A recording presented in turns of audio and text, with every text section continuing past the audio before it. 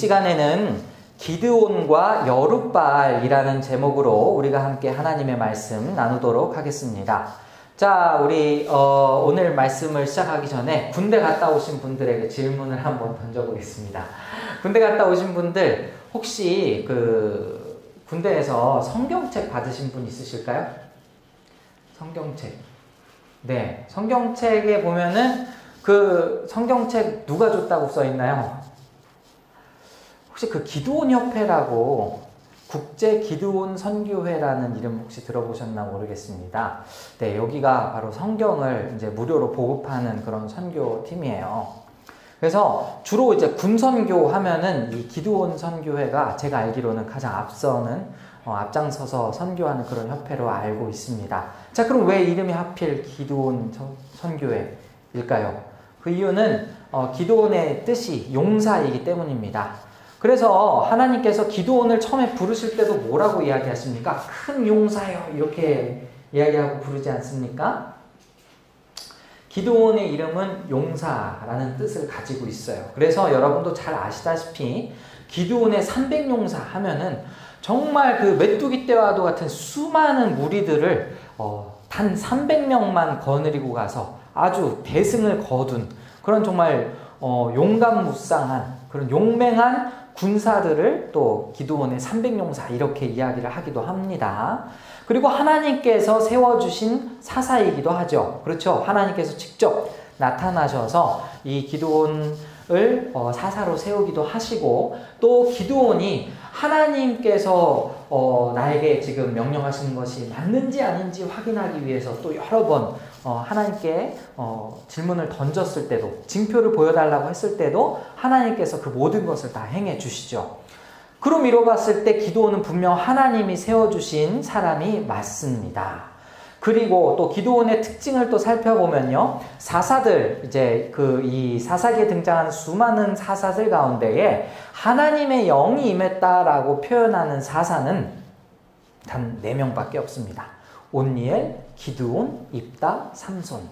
그러니까 하나님의 영이 임할 정도로 얼마나 위대한 하나님의 사람이었겠습니까? 그렇죠? 네. 그렇기 때문에 우리가 일반적으로 기드온에 대해서 좋은 인상을 가지고 있는 것 당연합니다. 그러나 안타깝게도 기드온에게 참 부족한 점이 있었어요. 그게 바로 8장에 등장을 하고 있습니다. 그래서 여러분 성경을 다 피셨으니까 우리 한번 그 8장의 내용을 전체를 한번 쭉 개략적으로 살펴봤으면 좋겠는데요. 먼저 1절의 말씀입니다. 네, 1절 말씀 보시면은 에브라임 사람들이 기드온에게 이르되 하면서 이제 시작을 하고 있죠. 그 제목 PPT 내려주셔도 될 것 같아요. 에브라임 사람들이 기드온에게 이야기를 하는데 미디안과 싸우러 갈 때 우리를 부르지 아니하였으니 우리를 이같이 대접함은 어찌 됨이냐 하고 그와 크게 다투는지라 라고 나왔어요. 이 말은 무슨 말이냐면 기드온이 전쟁을 할 때에 왜 에브라임 사람들을 부르지 않았냐 이렇게 지금 그 에브라임 사람들이 이야기를 하는 거예요. 근데 보면은 이게 긍정적인 뉘앙스로 느껴지지는 않습니다. 왜냐면은 야, 전쟁을 할 때 힘들 텐데 우리도 좀 도와주면은 좋은데 왜 그랬냐 이런 식의 그런 아쉬움 섞인 목소리가 아니에요. 보면은 크게 다투는지라 라는 표현이 있죠. 에브라임 사람들은 사실 전쟁 자체에 관심이 있다기보다는 전쟁을 통해서 승리하고 난 뒤에 얻었을 전리품에 관심을 가졌을 확률이 더 큽니다. 안 그러면은 이걸 화낼 이유가 딱히 없어요. 그리고 나중에 여러분 살펴보겠지만 입다의 시대에도 사사 입다가 사는 그 시대에도 똑같이 이 에브라임에서 이렇게 딴지를 또 걸어요. 그런데 여기에서 지금 기드온이 굉장히 지혜를 발휘하죠. 보시면은 2절에 내가 이제 행한 일이 너희가 한 것에 비교되겠느냐.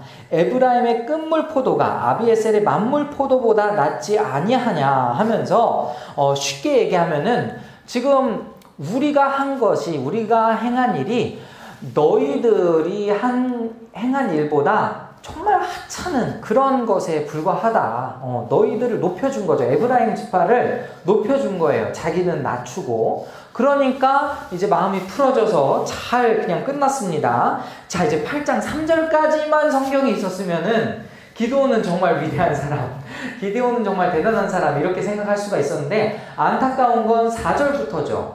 왜냐하면은 이제 4절부터는 개인의 복수극이 시작되기 때문입니다. 이걸 뭐 다 설명드리진 않겠지만은 18절 한번 보실까요? 자, 이제 기드온이 세바와 살문나를 이제 무찌르려고 지금 가는 길이었고 마침내 다 전쟁에서 또 승리를 했어요. 근데 보니까 18절에 너희가 다볼에서 죽인 자들은 어떠한 사람들이더냐 하니 대답하되 그들이 너와 같아서 하나같이 왕자들의 모습과 같더라 하니라. 이것을 듣고 기드온이 뭘 깨달았냐면 그가 이르되 그들은 내 형제들이며 내 어머니의 아들들이니라. 여호와께서 살아계심을 두고 맹세하노니 너희가 만일 그들을 살렸더라면 나도 너희를 죽이지 아니하였으리라 하고. 즉 무슨 말입니까? 지금 세바와 살문나가 기드온의 형제들을 다 죽였음을 알 수 있죠. 네, 형제들을 다 죽였어요. 그러니까 지금 이후의 일은 이 8장 4절부터 일어난 전쟁은 하나님께서 명하신, 하나님이 주도하신 전쟁이라기보다는 기드온 스스로가 복수를 위해서 행한 전쟁이다. 이렇게 우리가 생각을 해볼 수 있습니다. 그것을 알 수 있는 힌트 중에 하나가 뭐냐면은 여기 이 전쟁의 과정에서 여호와께서 함께 하셨다라는, 혹은 여호와께서 개입하신 그 어떤 근거도 찾아볼 수가 없기 때문이죠. 그런데 여기에서 문제가 뭐냐면 기드온과 300용사가 지쳤을 때에 숫곳에 들러서, 숫곳은 또 휴식, 쉼터 이런 의미를 가지고 있거든요. 예, 그러면서 우리 좀 쉬게 해달라, 먹을 떡 좀 달라 했을 때에 숫곳이 도와주지 않았죠. 그죠? 그러고 난 다음에 또 어디를 갑니까? 브누엘, 8절 가면은 브누엘로 가서 그들에게도 똑같이 부탁을 했는데 그들이 들어주지 않았어요. 자, 이 두 곳을 보고서 이제 내가 평안히 돌아오면은 가만히 두지 않겠다라고 이야기를 합니다. 그런데 여기에서 지금 이 기드온이 한 그 이야기가 내가 또 망대를 헐리라, 찔레로 너희 살, 들가시와 찔레로 너희 살을 찢으리라 막 이런 표현을 하잖아요. 자, 그런데 이게 과연 정당할까를 한번 생각을 해보겠습니다. 호의를 베풀어주면 땡큐고 아니면 아쉬운 거지. 그렇지 않았다고 지금 죽여요? 근데 누구를 죽여요? 동족을 죽이게 되죠. 여기에서 약간 지금 기드온의 흑역사 냄새가 나지 않습니까? 네, 이거는 기드온이 조금 약간 잘못 판단한 것 같아요. 그런데 이제 모든 그 전쟁이 다 끝난 다음에 이제는 어떤 일이 벌어지느냐. 22절부터가 이제 오늘의 본문이잖아요. 21절까지를 잠깐 정리를 해드리자면 기드온은 강자에게 약하고 약자에게 강하다 이렇게 얘기할 수 있을 것 같아요. 에브라임에게 약했고 그리고 자기보다 약할 것 같았던 숫곳, 브누엘 이런 사람들한테는 굉장히 무시무시한 벌을 주지 않았습니까? 나한테 까불면 이렇게 돼? 네. 그리고 난 다음에 지금 22절 오늘 본문을 시작하는 이 2절을 보면은 이렇게 나와 있습니다. 그때 이스라엘 사람들이 기드온에게 이르되 당신이 우리를 미드얀의 손에서 구원하셨으니 당신과 당신의 아들과 당신의 손자와 우리를 다스리소서 하는지라 라고 시작을 합니다. 여러분 여기에서 뭔가 좀 이상한 거 느끼지 않으셨어요? 자, 누가 이스라엘을 구원해 주었습니까? 하나님입니까? 기드온입니까? 하나님이죠. 근데 지금 이스라엘 백성이 기드온에게 뭐라고 이야기합니까? 당신이 우리를 구원해 주셨다라고 이야기해요.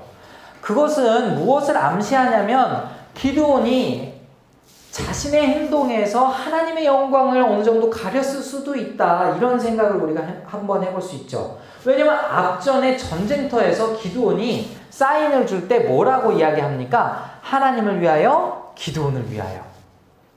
이렇게 이야기하지 않았습니까? 뭔가 조금 이상해요. 여기서부터. 그런데 사람 헷갈리게 하는 거는 이제 그 다음 절에 있습니다. 23절 보니까 기드온이 그들에게 이르되 내가 너희를 다스리지 않겠고 나의 아들도 너희를 다스리지 아니할 것이요 여호와께서 너희를 다스리시리라 하니라 라고 이야기하고 있습니다. 자, 23절에서 22절과 23절을 연이어서 생각해 본다면 사실 당신도 우리를 다스려 주십시오. 당신의 아들 손자까지도 우리를 다스려 주십시오 하는 것은 우리의 왕이 되어 주십시오 하는 것과 똑같습니다. 그렇죠. 우리가 그렇게 생각해 볼 수 있죠. 그런데 지금 여기에서 꽤나 신앙적인 이야기를 하고 있죠. 내가 너희를 다스리지 않을 것이고 하나님이 너희를 다스릴 것이다. 이것도 맞는 말이에요. 네. 근데 제가 사람 헷갈리게 한다고 했잖아요. 자, 그 다음 25절 한번 보실까요? 24절. 기드온이 또 그들에게 이르되 내가 너희에게 요청할 일이 있으니 너희는 각기 탈취할 귀고리를 내게 줄지니라 하였으니 이는 그들이 이스마엘 사람들이므로 금귀고리가 있었음이니라 라고 이야기를 하는데 지금 여기에서 금귀고리를 왜 달라고 했을까?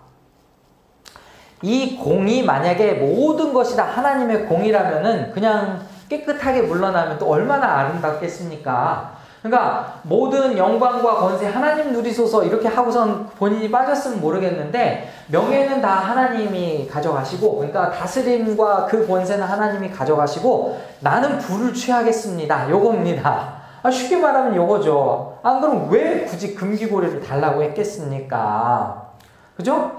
그리고 지금 보시면 즐거이 25절 보니까 즐거이 백성들이 또 이것을 주고 26절 기드온이 요청한 금 귀고리의 무게가 금 1700세겔이요. 약 20kg이거든요.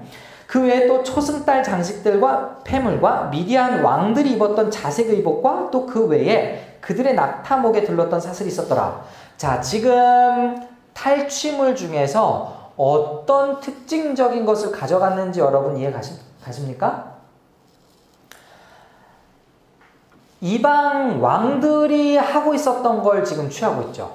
특별히 자색 옷 하면은 왕이 입는 옷의 색깔이라는 거 여러분 잘 아실 겁니다. 근데 지금 기드온이 가져간 게 뭐예요? 자색 의복. 왕들이 입었던 자색 의복이라고 또 이렇게 꼬집어서 성경 저자가 이야기를 하고 있네요. 그죠? 조승달 장식들, 폐물, 낙타목에 둘렀던 사슬들 다 왕을 상징하는 물건들이었습니다.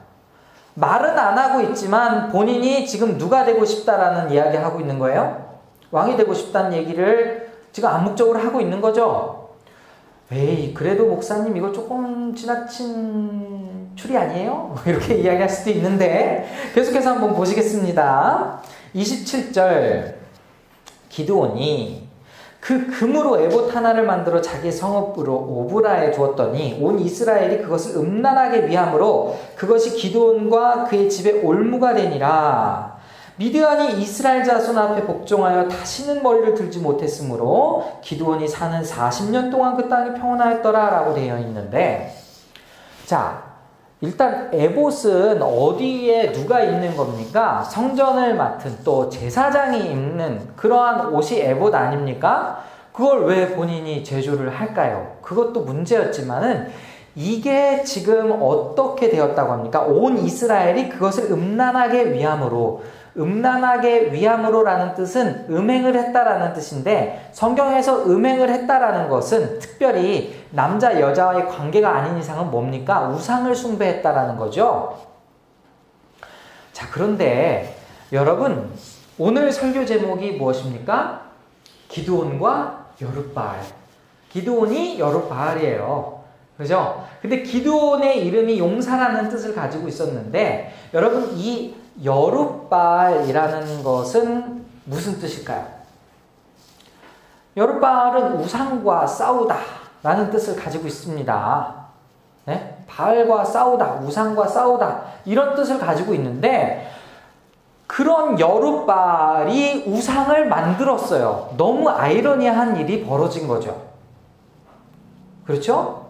그리고 그 다음에 40년 동안 그 땅이 평온하였더라. 뭐 이것은 그냥 좋은 보고로서 우리가 들을 수 있겠지만 여기서 끝나는 게 아니고 29절을 또 보시면 요아스의 아들 여룻바알이 돌아가서 자기 집에 거주하였는데 왜 여기에서 여룻바알이라고 이야기했는지 여러분 이해 가시죠?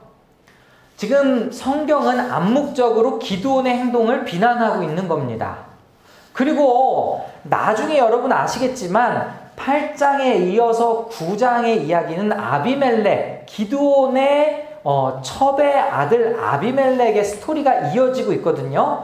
그 스토리의 복선이 바로 이 여룻바알이라는 이름 속에 들어있는 겁니다. 그런데 지금 여기에서 30절 보실까요? 기드온이 아내가 많음으로 그의 몸에서 낳은 아들이 70명이었고 세겜에 있는 그의 첩도 아들을 낳았으므로 그 이름을 아비멜렉이라 하였더라 라고 했어요. 자, 여기에서 어떤 문제가 발생을 하죠?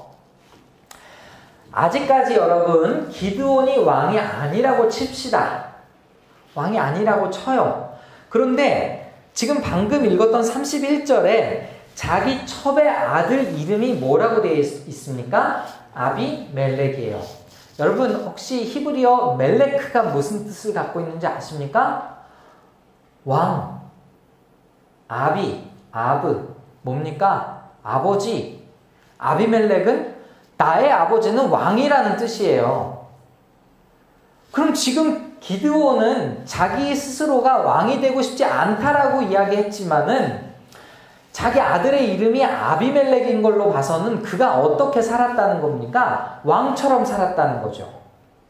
근데 여기에서 첩을 두기도 했고 아내가 많음으로 그의 몸에서 낳은 아들이 무려 70명이라고 한다면 신명기 율법으로 우리가 한번 돌아가 보면 왕에게 주신 왕이 만약에 세워질 경우에 율법을 17장, 신명기 17장에서 주었거든요. 근데 이 규정이 있단 말이죠. 17장 17절을 보면은 신명기 17장 17절 제가 읽어드리겠습니다. 그에게 아내를 많이 두어 그의 마음이 미혹되지 않게 미혹되게 하지 말 것이며 자기를 위하여 은금을 많이 쌓지 말 것이니라 라고 되어 있습니다. 그러니까 지금 기드온은 왕은 본인이 아니라고 했는데 왕의 행세를 하고 있어요. 그리고 왕이 하면은 안 되는 행동까지도 하고 있어요. 그렇죠? 계속해서 읽어보실까요? 32절 요아스의 아들 기드온이 나이가 많아 죽음에 아비에셀 사람의 오브라에 있는 그의 아버지 요아스의 묘실에 장사되었더라. 자, 그냥 읽으면 아무런 의미가 없는 것 같지만 여러분 지금 이 기드온 이전에 있는 사사들까지 그러니까 온니엘, 에훗, 삼갈, 드보라 이런 사람들은요 그냥 그가 있는 동안에 뭐 몇 년 동안 평안했다 그리고 죽었다 뭐 이렇게 되어 있는데 기드온서부터는 그 조상들의 묘실에 장사되었다라는 그 어구가 생겨요. 그건 무슨 말이냐면은 기드온을 기점으로 해서 사사들이 점점 더 왕처럼 행세했다라는 것을 의미합니다. 장사를 지낸 것이 더 화려해졌다라는 것을 의미해요. 이 짧은 한 구절에 그런 비밀이 숨겨져 있습니다. 그리고 또 바알들을 따라가서 33절 보면 기드온이 이미 죽음에 이스라엘 자손이 돌아서서 바알들을 따라가 음행하였으며 또 바알브릿을 자기들의 신으로 삼고 자 여기에서 또 문제가 생기죠. 뭡니까? 네, 여기 보시면은 바알브릿을 자기들의 신으로 삼고 우상을 지금 숭배하는 일이 벌어졌어요. 그럼 왜 그렇게 또 빨리 우상 숭배를 하게 됐을까를 우리가 질문을 던져야죠. 그것은 기드온이 그 후손들에게 여호와 신앙을 잘 물려주지 못했다라는 것을 이야기하기도 합니다. 그리고 바알브릿이라는 것이 언약의 신을 뜻해요. 네. 언약의 바알과 언약을 맺었다. 이런 뜻입니다. 자, 그럼 원래 언약의 신이 누구이십니까? 언약의 하나님이 누구예요? 하나님이시잖아요. 우리가 믿는 여호와 하나님. 그런데 그 여호와 하나님의 자리에 바알이 대신했다라고 우리가 생각을 할 수 있죠. 이 모든 것을 우리가 생각을 해보고 하는데 지금 기드온이 세운 업적도 굉장히 훌륭하다고 이야기할 수 있지만 반대로 기드온이 그만큼 좋지 않은 이면도 가지고 있었다. 우리가 이렇게 생각할 수 있는 겁니다. 그렇죠? 그래서 34절 이스라엘 자손이 주위의 모든 원수의 손에서 자기들을 건져내신 여호와 자기들의 하나님을 기억하지 아니하며 또 여룻바알이라는 기드온이 이스라엘에 베푼 모든 은혜를 따라 그 집을 후대하지도 아니하였더라 라는 뭔가 찝찝한 이야기로 기드온이 스토리의 막을 내립니다. 여러분 어떻게 생각하십니까? 지금 이 상황에서 우리가 기드온에 대해서 혹은 오늘 성경이 오늘 우리에게 주시는 그 말씀이 무엇일까를 고민해 본다면 여러분은 뭐라고 이야기를 하시겠어요? 성경은 지금 34절과 35절로 기드온 스토리를 마무리를 짓고 있는데 모든 원인이 어디에 있는지를 한번 살펴보자 하니 이스라엘 백성들이 기억을 하지 않은 거예요. 하나님이 행하신 일을 기억하지 않은 겁니다. 여러분 제가 언젠가도 신명기 설명을 드렸을 때에 이런 이야기를 했죠. 신명기 이후에 있는 모든 구약의 스토리는 신명기가 다 배경이 되어 있다. 이런 이야기 기억나십니까? 다 신명기적 율법이 다 적용이 되는 거예요. 그들이 기억을 하지 않았다라는 것은 하나님 앞에 그 율법을 충실하게 행하지 않았다. 언약을 지키지 않았다. 하나님과의 약속을 지키지 않았다라는 것을 의미합니다. 그래서 여러분 신명기를 또 한번 살펴보신다면 자 우리 한번 신명기 7장 한번 가보실까요? 신명기 7장 16절에서 19절까지 말씀입니다. 신명기 7장 16절에서 19절까지 말씀. 우리 네 구절이니까 우리 돌아가면서 한번 읽어보면 좋을 것 같습니다. 제가 먼저 읽고 여러분이 읽을게요. 내 하나님 여호와께서 내게 넘겨주신 모든 민족을 내 눈이 긍휼히 여기지 말고 진멸하며 그들의 신을 섬기지 말라. 그것이 내게 올무가 되리라.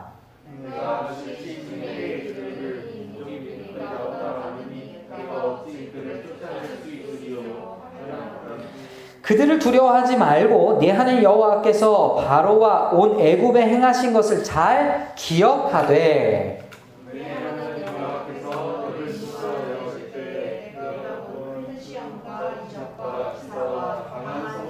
편파를 기억하라. 네 하나님 여호와께서 네가 두려워하는 모든 민족에게 그와 같이 행하실 것이요.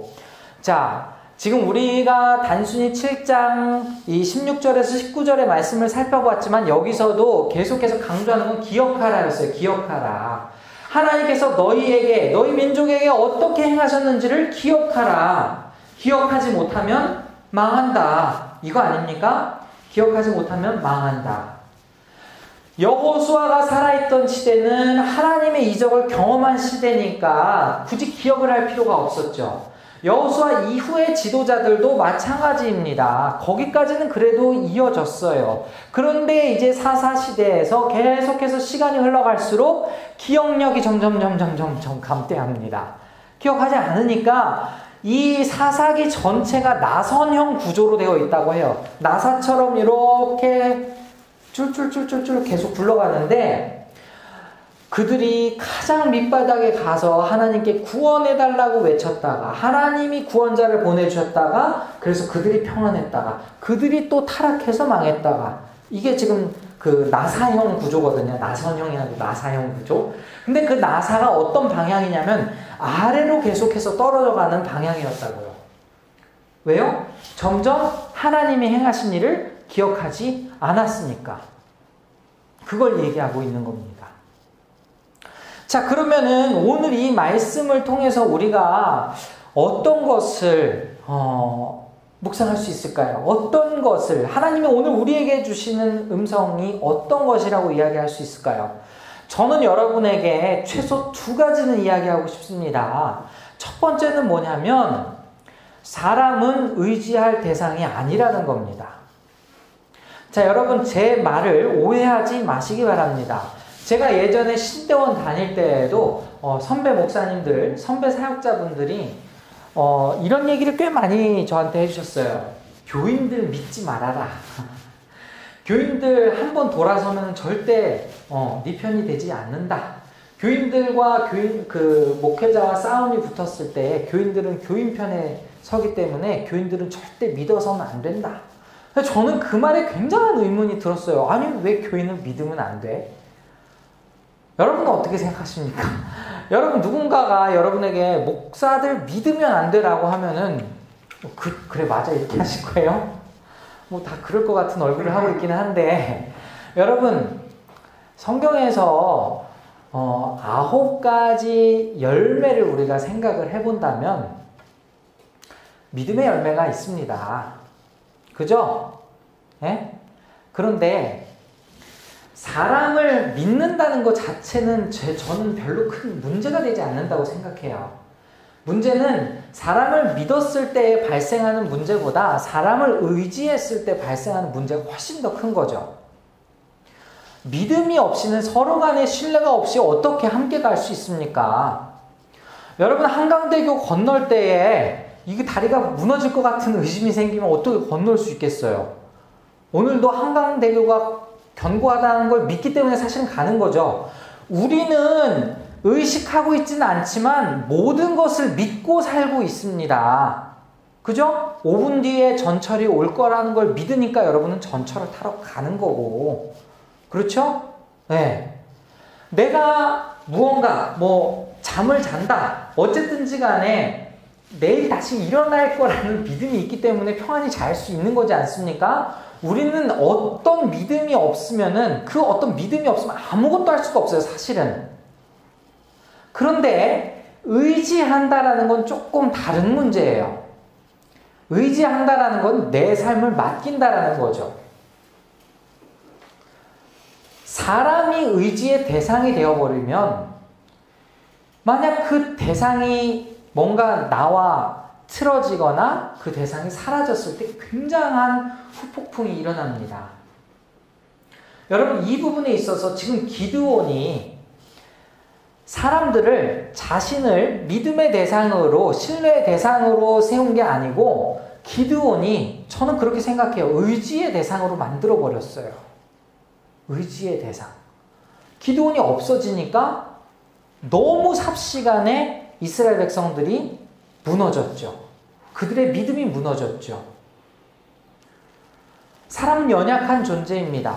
여러분이 후반부에 제가 오늘 이 설교를 했다고 해서 이제부터 기드온 나쁜 놈 이렇게 할 필요도 없어요. 사람의 인생을 어떻게 한 가지 사건, 한 가지 부분만 가지고 판단할 수 있겠습니까? 우리가 이 기드온의 연약한 부분을 지금 살펴보는 것이 오늘 말씀을 나누기 위해서라면 성경 전체에서 평가하고 있는 기드온에 대해서도 생각할 수 있어야죠. 그럼에도 불구하고 히브리서에 그 믿음의 선지인들의 이름에 기드온이 또 등장하지 않습니까? 그렇게 생각을 해본다면 우리가 막 이런 걸 가지고 함부로 판단할 수 없을 것 같아요. 다만 여러분이 저를 대할 때도 제가 여러분을 대할 때도 우리가 신뢰의 관계로 함께 걸어갈 수는 있겠지만 그것이 의지의 대상이 되어서는 안 된다는 것이죠. 오직 우리가 의지해야 할 대상이 누구십니까? 하나님이십니다. 성경은 그걸 이야기하고 있는 거예요. 또 하나 무엇입니까? 우리가 기억하지 않을 때에 우리의 인생이 언제든지 타락할 수 있습니다. 하나님이 베푸신 은혜를 기억하지 않고 하나님이 우리에게 행하신 일을 기억하지 않는다면 그렇다면 우리는 언제고 망할 수 있다는 거예요. 사람이 그런 존재라는 것을 이 사사기 전체의 스토리를 통해서 우리가 알 수 있다는 것입니다. 여러분, 왜 우리가 주일에 모여서 주님의 말씀을 듣습니까? 여러 가지 의미가 있겠지만은 우리가 하나님의 백성이라는 것을 잊지 않기 위해서 지금 이 자리에 있는 것 아니겠습니까? 왜 우리가 매일매일 하나님의 말씀을 묵상해야 되는 거죠? 내가 하나님의 백성임을 잊지 않기 위해서 그거 아닙니까? 하나님의 은혜를 기억하기 위해서 그러니까 여러분의 신앙이 메말라 있고 여러분의 지금 행실이 정말 나 오늘 많이 타락한 것 같아 라고 느껴진다면 그럼 내가 뭘 지금 먼저 회복해야 되는 거예요? 하나님이 나에게 행하신 일이 무엇인지를 먼저 돌아보고 기억해야 되죠. 우리가 기본적으로 모든 믿는 사람들이라면 하나님이 크게 행하신 일이 하나 있습니다. 그것은 뭐냐면은 예수 그리스도 십자가의 구원이죠. 그 구원의 은혜를 기억하면서 사는 것이 우리 하나님의 백성의 삶입니다. 그 핵심을 놓쳤을 경우에 우리는 좌로도 우로도 치우칠 수밖에 없죠. 기억하지 않으니까. 여러분 오늘 이 말씀이 정말 뭐랄까 다시금 하나님만 바라보게 하는 계기가 되었으면 좋겠습니다. 이 땅을 사는 가운데에 정말 훌륭한 일들을 많이 할 수도 있죠. 우리 개인이 많이 할 수도 있지만 우리는 연약하기 때문에 또 넘어질 수 있습니다. 제가 목회자로서 여러분에게 좋은 모습만 보여드리고 싶지만 저 역시 넘어질 수도 있다라는 거죠. 그럴 때 여러분 정말 믿음의 관계로 여러분과 동역하는 건 너무 좋지만 저를 의지하거나 또 제가 제 자신이 여러분을 의지하는 그런 잘못된 관계로 되어서는 안 되겠습니다. 우리가 의지해야 할 분은 오직 하나님 한 분이십니다. 그리고 하나님이 나에게 행하신 일을 기억할 때에 우리가 좌로도 우로도 치우치지 않게 될 것을 믿습니다. 우리 오늘 이 말씀을 기억하면서 정말 이 땅 가운데에서 정말 내가 좌로도 우로도 치우치지 않기를 원합니다. 하나님께서 정말 나에게 베푸신 은혜를 기억하며 살기 원합니다. 이렇게 다짐하고 소원하는 모두가 될 수 있기를 소원합니다.